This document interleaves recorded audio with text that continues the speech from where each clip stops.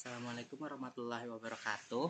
Perkenalkan semuanya, nama saya Adi Suryadi dengan NIM 0902 1282 328048. Nah, aku kali ini mau mempresentasikan tugas review jurnalku yang berisi 4 jurnal tentang machine learning.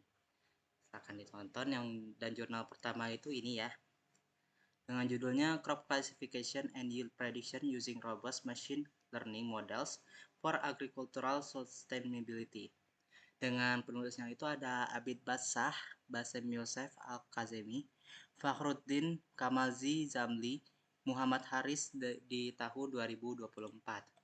Jadi ya teman-teman, secara garis besar, penelitian ini tuh berniat membangun dua sistem utama untuk membantu sektor pertanian di Pakistan, yaitu sistem rekomendasi tanaman dan sistem prediksi hasil panen.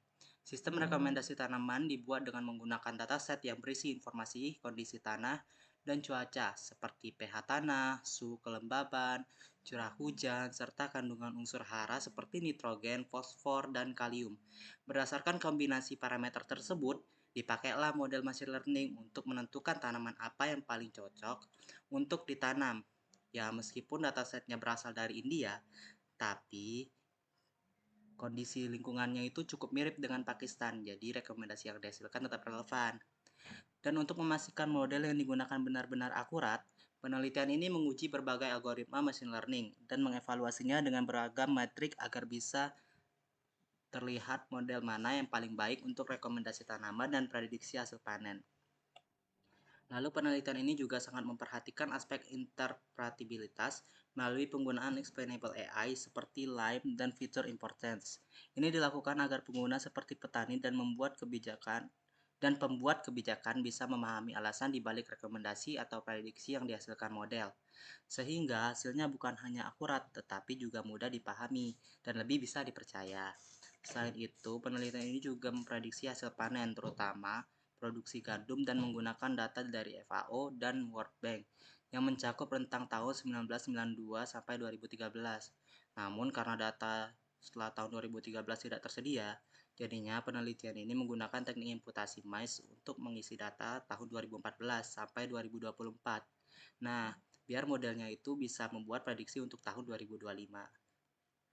Di situ lanjut ke bagian algoritma. Nah, dalam penelitian ini, penulis menggunakan berbagai algoritma machine learning untuk menangani tantangan klasifikasi tanaman dan prediksi hasil pertanian. Masing-masing algoritma dipilih karena memiliki karakteristik dan keunggulan tersendiri, sehingga dapat memberikan gambaran yang lebih luas tentang model mana yang paling efektif untuk digunakan. Secara garis besar, algoritma-algoritma tersebut dijelaskan sebagai berikut. Yang pertama, ada extra tree classifier atau ETC, yaitu model ensemble yang membangun banyak decision tree dengan tingkat randomisasi lebih tinggi. Randomisasi ini membantu model mengurangi overfitting dan meningkatkan generalisasi. ETC cocok ketika membutuhkan performa tinggi dengan waktu komputasi yang tetap efisien. Selanjutnya, logistic regression atau LR. Digunakan sebagai pendekatan dasar yang sederhana namun efektif. Meskipun namanya regresi, model ini bekerja untuk klasifikasi dengan memodelkan probabilitas kelas. LR unggul ketika hubungan antara fitur dan label mendekati linear dan sangat mudah diinterpretasikan. Nah, lalu ada decision tree, yaitu model berbasis pohon keputusan yang membagi data ke dalam cabang-cabang berdasarkan aturan tertentu. Decision tree mudah dipahami dan tidak membutuhkan normalisasi fitur, sehingga cocok digunakan ketika interpretabilitas menjadi faktor penting. Nah, lalu random forest, salah satu algoritma paling populer yang mana random forest merupakan kumpulan banyak decision tree yang digabungkan untuk menghasilkan prediksi yang lebih stabil dan akurat. Model ini tahan terhadap noise, mampu menangani data numerik maupun kategorikal, dan seringkali menjadi baseline kuat untuk banyak jenis dataset. Penelitian ini juga menggunakan K-nearest neighbors atau KNN, algoritma sederhana yang menentukan kelas berdasarkan tetangga terdekat di sekitar titik data. KNN tidak memerlukan proses training yang rumit dan bekerja baik untuk pola data yang bersifat non-linear, meskipun kinerjanya sangat bergantung pada jarak antar data. Selain itu, terdapat Gaussian Naive Bayes atau GNB model probabilistik yang bekerja dengan asumsi bahwa setiap fitur saling independen, walaupun asumsi ini seringkali tidak sepenuhnya benar. GNB justru menjadi sangat efisien, cepat, dan akurat pada dataset tertentu, terutama yang distribusinya mendekati Gaussian. Lalu terakhir untuk bagian klasifikasi, penulis menggunakan support vector machine atau SVM. SVM bekerja dengan mencari hyperplane terbaik yang memisahkan data antar kelas dengan margin terbesar. Dengan teknik kernel, SVM bisa menangani hubungan nonlinear dan cenderung memiliki akurasi yang baik, terutama pada data berdimensi tinggi. Nah, lalu, ada untuk memastikan model prediksi yang dibangun benar-benar memberikan hasil yang paling optimal ya. Penelitian ini tidak hanya menjalankan algoritma secara langsung, tetapi juga melakukan proses optimasi atau penyesuaian hyperparameter pada setiap model. Optimasi ini dilakukan karena setiap algoritma memiliki parameter internal yang sangat mempengaruhi kualitas prediksi, sehingga pemilihan nilai parameter yang tepat dapat membuat perbedaan besar dalam akurasi dan kemampuan generalisasi. Pendekatan optimasi yang digunakan dalam penelitian ini meliputi grid search, random search, dan 5-fold cross validation. Grid search mengeksplorasi semua kombinasi hyperparameter yang memungkinkan, sedangkan random search memilih kombinasi secara acak namun lebih cepat pada dataset besar. Keduanya kemudian divalidasi menggunakan cross validation agar model tidak hanya bagus pada data training tetapi juga stabil pada data baru. Nah, untuk decision tree regressor, parameter yang disetel terutama terkait dengan kompleksitas pohon, seperti kedalaman maksimal, jumlah minimum, sampel pada setiap split, dan kriteria pemilihan split. Optimasi dilakukan untuk mencari keseimbangan antara pohon yang terlalu dangkal atau underfitting, dan pohon yang terlalu dalam atau overfitting. Pada random forest regressor, optimasi berfokus pada jumlah pohon dalam ensemble, kedalaman tiap pohon, serta beberapa banyak fitur yang dipertimbangkan dalam setiap split. Di sini semakin banyak pohon biasanya meningkatkan akurasi, tetapi juga menambah waktu komputasi sehingga dicari titik optimalnya. Untuk KNN regressor, parameter utama yang diatur adalah jumlah tetangga atau K, metode pembobotan serta algoritma pencarian tetangga terdekat. Nilai K yang terlalu kecil membuat model terlalu sensitif terhadap noise, sedangkan K yang terlalu besar membuat prediksi menjadi terlalu rata. Optimasi berfungsi untuk mendapatkan nilai yang paling seimbang. Lalu pada supervektor regressor, tuning dilakukan dengan parameter kunci seperti jenis kernel, nilai regulasi C, nilai epsilon, dan gamma. Kombinasi parameter ini sangat menentukan bentuk fungsi pemisah dan sensitivitas model terhadap kesalahan. Karena SVR dapat dengan mudah menjadi overfitting atau underfitting bila parameter tidak tepat. Optimasi menjadi bagian penting dari proses. Terakhir ada XGBoost regressor, memerlukan tuning yang lebih kompleks karena memiliki banyak parameter seperti learning rate, jumlah estimator, kedalaman pohon, subsampling, call sample, dan gamma. Parameter-parameter ini mengontrol kecepatan belajar model, ukuran pohon, dan tingkat regulasi. Dengan menyesuaikan parameter ini, penelitian berusaha mendapatkan model yang sangat akurat tetapi tetap terhindar dari overfitting. Secara keseluruhan, bagian optimasi ini menunjukkan bahwa penelitian tidak hanya fokus pada menjalankan algoritma, tetapi juga memastikan model berada pada performa terbaiknya. Dengan hyperparameter tuning yang sistematis serta cross-validation yang ketat, hasil prediksi menjadi jauh lebih stabil dan akurat, dan siap digunakan untuk pengambilan keputusan di dunia nyata. Nah, lalu untuk analisis ya. Nah, pada bagian hasil dan pembahasan, penelitian ini menunjukkan performa berbagai model machine learning dalam dua tugas utama. Pertama, klasifikasi jenis tanaman dan prediksi hasil panen gandum. Untuk klasifikasi dua jenis tanaman, 7 algoritma diuji, termasuk random forest, extra trees, logistic regression, decision tree, KNN, Gaussian bias, dan SVM. Semua model diberikan data yang sudah diproses dibagi menjadi 70% data latih dan 30% data uji.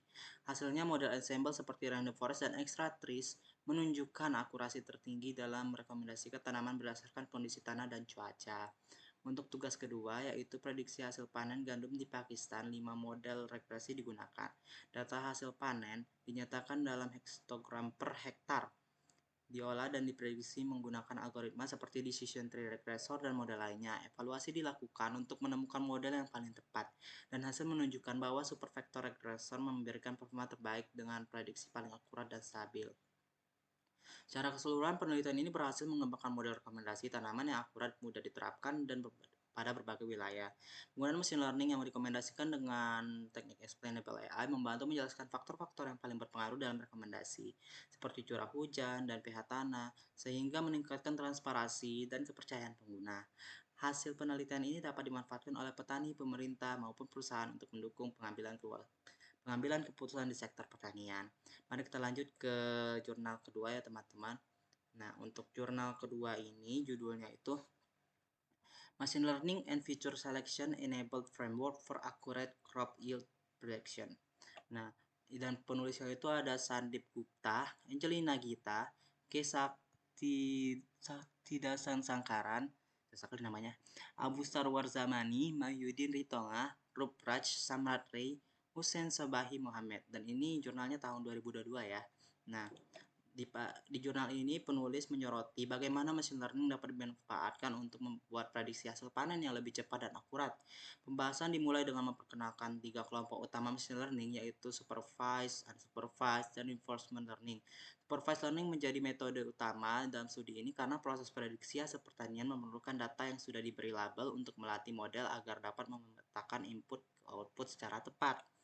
Penelitian kemudian mengusulkan sebuah metodologi berbasis machine learning yang dirancang khusus untuk menghasilkan prediksi hasil panen secara akurat bahkan sejak awal musim tanam. Langkah pertama dalam kerangka ini adalah mengumpulkan dataset yang berisi informasi lengkap terkait kondisi tanaman dan faktor lingkungan. Setelah itu dilakukan proses feature selection menggunakan algoritma relief untuk memilih fitur-fitur yang paling relevan dan berpengaruh dalam konteks prediksi pertanian.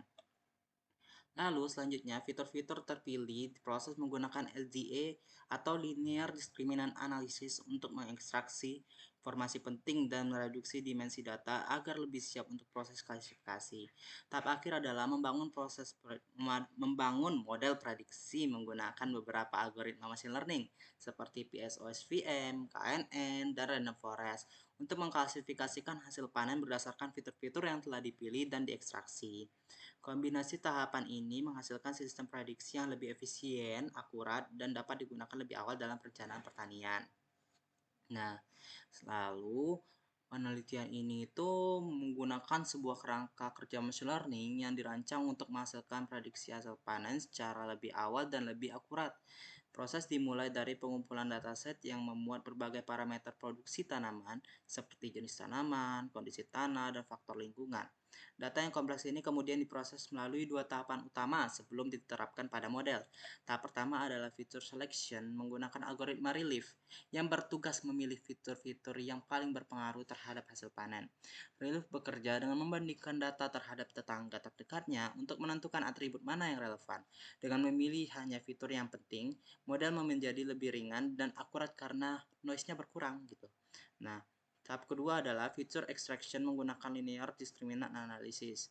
LDA mengubah data ke dimensi yang lebih rendah tetapi tetap mempertahankan kemampuan pemisahan kelas sehingga risiko overfitting berkurang dan proses komputasi menjadi lebih efisien.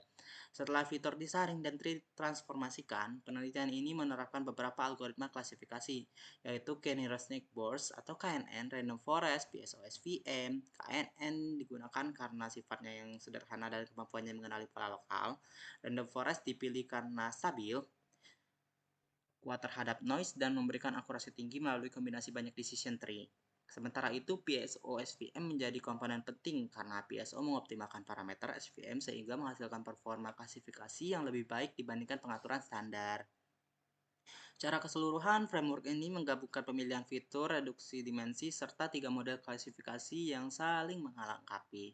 Kombinasi ini menghasilkan sistem prediksi hasil panen yang lebih cepat, lebih akurat, dan mampu digunakan pada berbagai kondisi pertanian di dunia nyata. Hasil menunjukkan, nih ada hasil ya teman-teman. Nah, hasil menunjukkan bagaimana kinerja 3 algoritma klasifikasi PSOSVM, KNN, dan Random Forest dalam memprediksi hasil panen berdasarkan 1.200 contoh data tanaman. Dataset berisi parameter yang sangat lengkap seperti tahun, wilayah, musim, jenis tanaman, luas lahan, produksi unsur hara, kondisi tanah, curah hujan, suhu, hingga radiasi matahari. Kompleksitas data ini menjadikan pemilihan fitur yang tepat sebagai faktor penting agar model dapat bekerja lebih akurat. Nah, model dievaluasi menggunakan akurasi, sensitivity, dan specificity yang mengukur sejauh mana algoritma mampu mengenali data positif, negatif, dan keseluruhan prediksi dengan benar. Hasil awal tanpa fitur selection dan fitur extraction menunjukkan performa yang masih terbatas pada semua algoritma. Namun grafik pada hasil penelitian memperlihatkan peningkatan signifikan setelah data diproses dengan relief untuk fitur selection dan LDA untuk fitur extraction. Setelah pre-processing diterapkan, PSO SVM muncul sebagai model dengan akurasi tertinggi, menunjukkan bahwa optimasi parameter SVM melalui PSO benar-benar meningkatkan performa klasifikasi. Sementara itu, KNN memberikan nilai sensitivity dan specificity terbaik, yang berarti KNN paling mampu membedakan data positif dan negatif secara seimbang.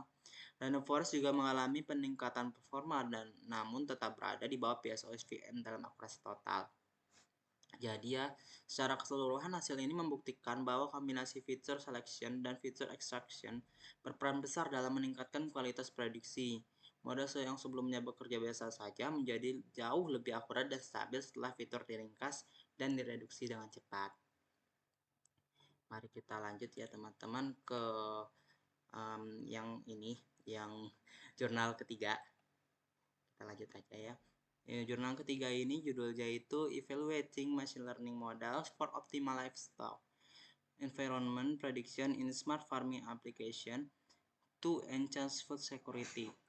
Dan penulisnya ini ada Syarifah Nabila S. Azli Syam, Emrich Wong, Adriana Arul Yakub, Deventeren Kamalanatan, Lau Kahu, Liu Tianyeu, Nur Atikah Maliza, Nur Maziera Motnor, Narul Zarahmot, Zainuddin, Nur Afiza Madrazali. Kayaknya ini orang Malaysia deh. Nah, jadi di penelitian ini tuh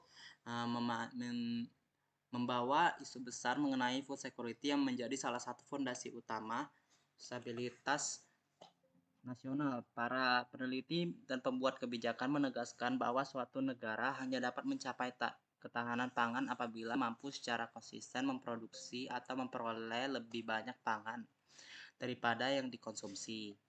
Sebentar teman-teman. Baik teman-teman, pindah tempat dulu karena laptop saya lowbat tadi. Nah, jadi penelitian ini tuh ngambil isu besar mengenai food security yang menjadi salah satu fondasi utama stabilitas nasional. Para peneliti dan pembuat kebijakan menegaskan bahwa suatu negara hanya dapat mencapai ketahanan pangan apabila mampu secara konsisten memproduksi atau memperoleh banyak pangan daripada dikonsumsi. Nah, di Malaysia, pentingnya ketahanan pangan ini bahkan diwujudkan dalam kebijakan resmi melalui Malaysia Agrofood Policy yang menjadi pedoman strategi dan program dalam memperkuat sektor pertanian dan suplai pangan. Nah, dalam konteks ini, sektor peternakan memiliki peran yang sangat penting karena merupakan penyumbang utama kebutuhan protein masyarakat. Lebih dari sepertiga asupan protein manusia berasal dari produk ternak. Namun, sektor ini sangat rentan terhadap berbagai risiko, terutama penyakit dan gangguan lingkungan. Penelitian sebelumnya banyak menyoroti deteksi penyakit, pencegah wabah, hingga dampak emisi ternak terhadap lingkungan.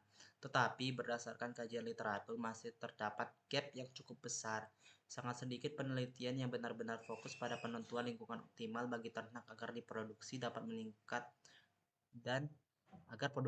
meningkat dan harga tetap stabil serta terjangkau. Nah, sebagian besar studi smart farming memang sudah menggunakan sensor, tapi belum benar-benar memaksimalkan analisis data yang dihasilkan sensor tersebut.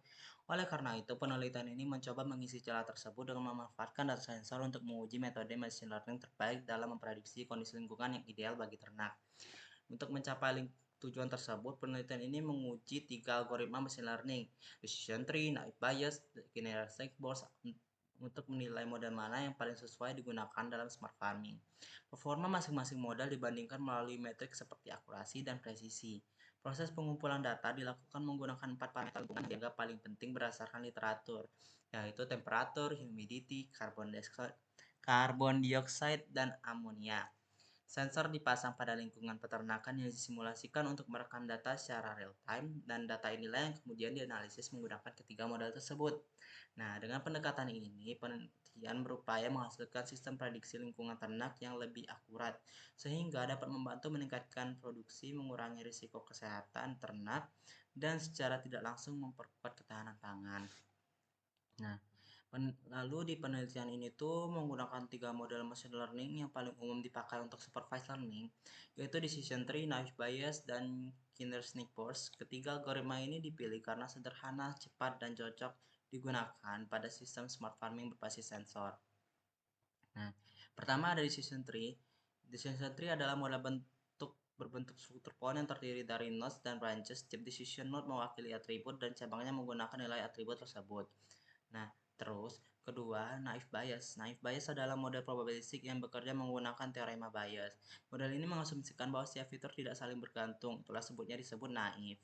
Nah, lalu yang ketiga, K-nearest neighbors atau KNN. KNN adalah algoritma berbasis kemiripan. Model ini mencari sampel terdekat dari data baru berdasarkan jarak, kemudian melakukan prediksi berdasarkan mayoritas atau nilai rata-rata dari tetangga tersebut. Nah, setelah ketika model dilatih, penelitian ini melakukan proses evaluasi menggunakan confusion matrix. Confusion matrix digunakan untuk melihat kemampuan model membedakan dua kelas, kondisi optimum dan non optimum. Nilai yang dianalisis meliputi true positif, true negatif, false positif, dan false negatif. Sehingga peneliti dapat mengidentifikasi model mana yang paling akurat dan terpercaya untuk memprediksi kondisi ideal bagi ternak. Nah, tapi pada di bagian ini ya, di bagian ini tuh Pak peneliti menghitung akurasi, precision recall, dan F1 score untuk mengevaluasi performa ketiga model machine learning. Nah, tapi proses ini tuh cuma sebatas evaluasi tanpa adanya langkah optimasi. Mereka tidak melakukan tuning hyperparameter, cross validation, atau teknik lain yang bisa meningkatkan performa model. Jadi penelitian ini lebih menekankan perbandingan performa model dasar, bukan mengoptimalkan model agar berhasil menghasilkan prediksi yang lebih akurat atau lebih stabil. Nah, kita lanjut. Nah, ini di bagian hasil ini kita lanjut ke bagian ini aja ya. Nih, pada bagian summary, peneliti menjelaskan bahwa secara umum ketiga model machine learning yang diuji menunjukkan performa yang cukup baik, kecuali naive Bayes. Naive Bayes memiliki kelemahan besar pada kemampuan mengenali kelas positif terlihat dari recall yang sangat rendah. Artinya model ini sering salah mengklasifikasikan kondisi lingkungan yang sebenarnya optimum menjadi tidak optimum sehingga berpotensi menyesatkan peternak.